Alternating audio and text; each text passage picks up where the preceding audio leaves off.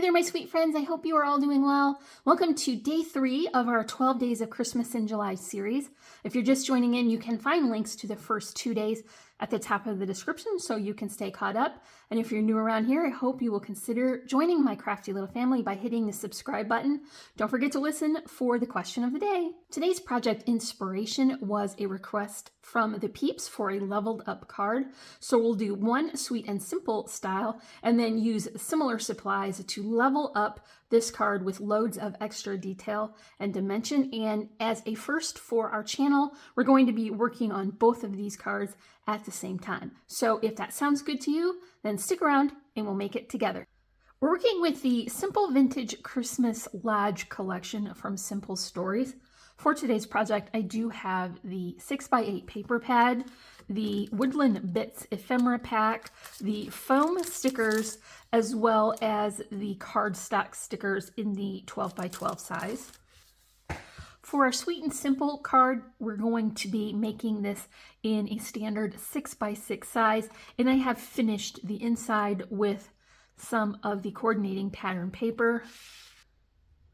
For the leveled up card, we're still going to stick with that 6x6 format, but this time we're going to turn our card into an easel card. So my first piece is 6 high by 12 wide, scored at 6. And my second piece is 6 high by 10 wide, scored at 6 and also 8. So I'm just going to bring these two pieces together to form the base. So now you can see that we have added that easel element that will help our card stand up.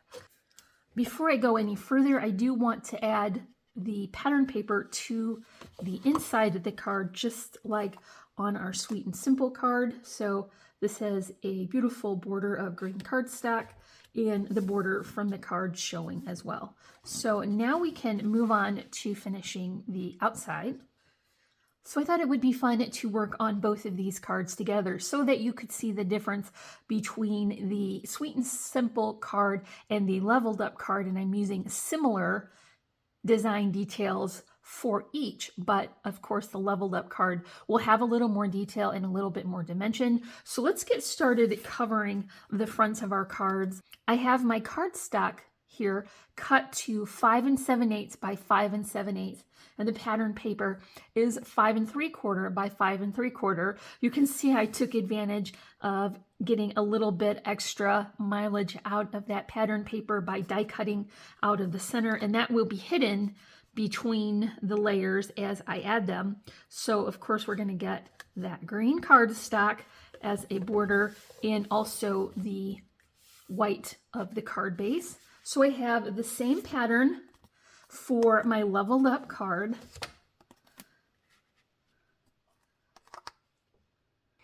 I have an inset section for both of these cards. For my Sweet and Simple card, my cardstock is going to measure 5 1/4 by 5 1/4, and that's just going centered right there on the surface with no dimensional items. And then I'm going to top it with my pattern paper. Now, because I don't have that easel step, both of these patterns will show. And so I decided to combine two different patterns, and they will come to the measurement total of 5 1/8 by 5 1/8. I'll just have to center this into my green cardstock. For my leveled up version, I'm only going to use one pattern because a portion of it will be hidden behind the easel portion. So the cardstock measurement here is 5 by 5. And the pattern paper is 4 7/8 by 4 7/8. Once again, going right for the middle. So now we need to cover the remaining surfaces of the easel portion. And I have two different patterns here that were created from the offcuts as I was working along so that I'm not adding some additional scrap to my stash. The cardstock measurement for this is 1 7/8 by 5 7/8, and the pattern paper is 1 3/4 by 5 3/4. And that's just going to be centered right there. Then when it folds up, I've got my layering pattern with the same measurements right on the top. Now my leveled up card needs one more detail, and that is an area to add all the finishing touches. So I have an additional inset section for this card, and I'm starting with a 110-pound cardstock so that it will be very sturdy and I can layer all of my details onto it. This is 4 1/8 by 4 1/8, and the cardstock is 4 by 4. I've added adhesive to only the bottom strip here. I'm using my 2 glue combo, and then I'm going to center this. Of course, we want to finish that with pattern paper, but I wasn't about to cut into a new sheet just for that small square. So I am using those offcuts again, but this time I'm flipping them over and getting some use out of the B side. Not much of this is going to show anyway, but I do want to make sure that it has some pattern to it so that you can see between the layers. So this portion will be 3 7/8 when I have combined these two patterns. Now each of my cards is going to get the same die cut doily cut from a crisp white cardstock. This one is going right on that inset base. That would be the cat Lily running around like a crazy fool behind me if you hear that noise. And this leveled up card has the doily right in the center of the second inset. The Sweet and Simple card is getting a die cut circle with a border, and the border is 3 1/4 and the pattern paper is 3 1/8. That is going right in the center. I'm paying attention to keep that plaid going straight up and down. The same size die cut for our leveled up card. This time I'm adding it with foam spacers right to the center. And each of our cards is going to get a die cut winter branch, and that was from the ephemera pack. This one is just a little bit larger, so I went ahead and clipped off the bottom so that I can scooch it underneath of that die cut doily. Both of the cards are going to get a small die cut glitter star.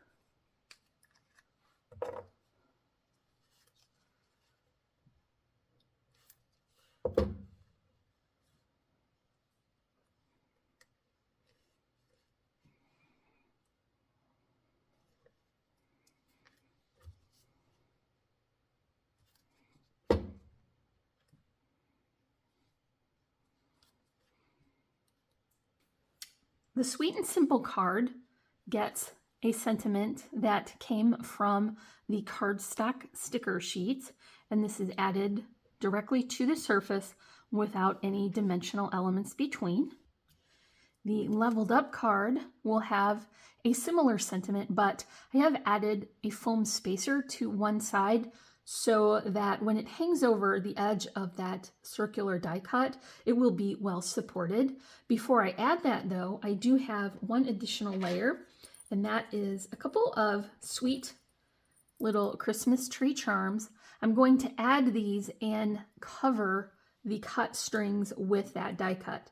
So I'll just hold this in place where I want those trees to fall. Add a little bit of hot glue there and press the strings into it. Remove the excess.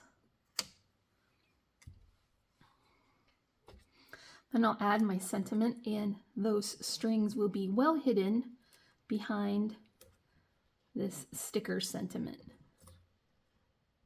Cards is also going to get a Santa image. The Sweet and Simple card image comes from the ephemera pack, and it will be added right directly onto the surface. And the leveled up card is going to get a foam sticker that has lots of extra dimension.